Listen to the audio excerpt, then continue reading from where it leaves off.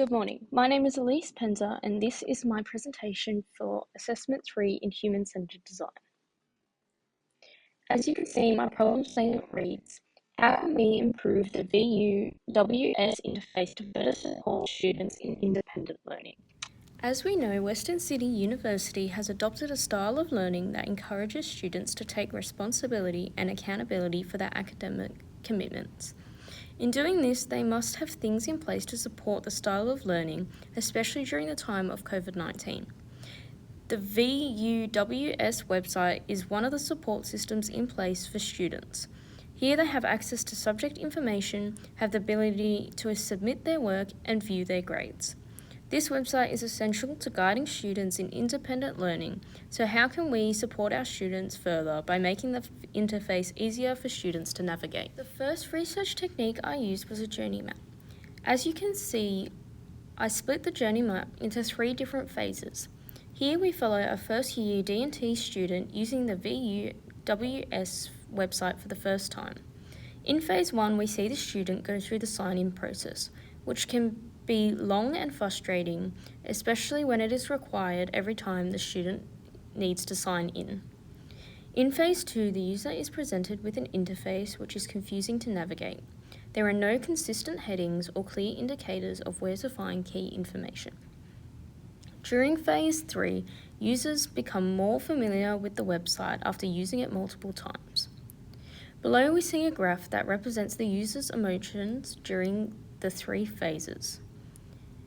Phase 1 below can be seen below the line, indicating frustration as they move through the 6-step process of signing in. During phase 2, we see it neutral out as the user successfully signs into the website. Then frustration continues to show as they try and navigate the website. Then it slowly begins to rise during phase 3 as the student becomes more familiar with the website. This journey map was incredibly helpful to my research as it clearly shows the emotions of the user during the entire experience with the interface of the website. My third research template was a storyboard. Here we can clearly see the multiple steps of the user trying to sign in. This includes selecting a user type, entering username and password, and a method of verification. By doing this, it allowed me to easily break down the steps of the sign-in process and further understand the user's frustration. It was an empathy map. This allowed me to gain a better understanding of how my different stakeholders, which were identified in a concept model on my second map. This allowed me to gain a deeper understanding and really empathize with each of the different stakeholders. For the web designer, I identified feelings of frustration as they needed to cater to the needs of both teachers and students and support both of them, especially during the time where students and staff could not be on campus at the same time. The students identified feelings of frustration and confusion, and I also identified a mutual dislike for the setup of the website, as it gives them little support. This causes discouragement for students in trying to succeed in an independent style of learning. For staff, I also discovered feelings of frustration as they can see their students getting confused and missing information, causing them to have to use class time to explain to students where to find things relevant to that class. This empathy map really opened my eyes to the experience of the staff and the impact it had on them. It must be frustrating to have to use valuable class time to explain to students how to navigate the website and then still have students complaining and not being able to find things easily. Here we can see my first prototype of a new interface for the VUWS website. The headings you can see will be consistent across each subject. Under the Home button, we will have a unit welcome and information about the tutorer, including their name and contact information. Under Announcements will be for the staff to be able to communicate with students and update them on any changing information about the course. Under Unit Information, it will have information about class structures, assessment structures, the learning outcomes, and skills and requirements of the course. Then, under Assessments, there will be 3 subheadings for Assessment 1, 2, and 3.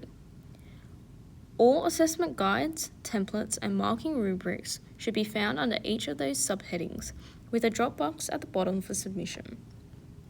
These headings were identified across all of my subjects as common headings.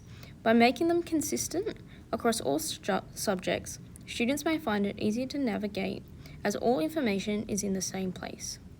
Under these key headings, there is room for staff to add more of their own to make it tailored to different subjects.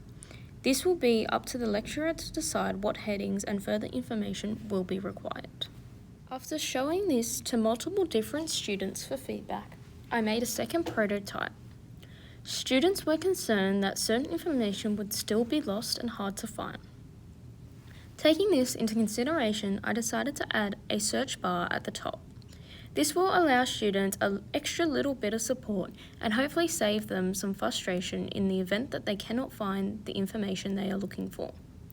Overall, I am extremely happy with my solution, and I really believe that it will aid students in their independent style of learning. In the future, I would like to focus more on the sign-in process itself. The reason I did not try to change this process is that each step has a specific purpose in ensuring the privacy and security of students.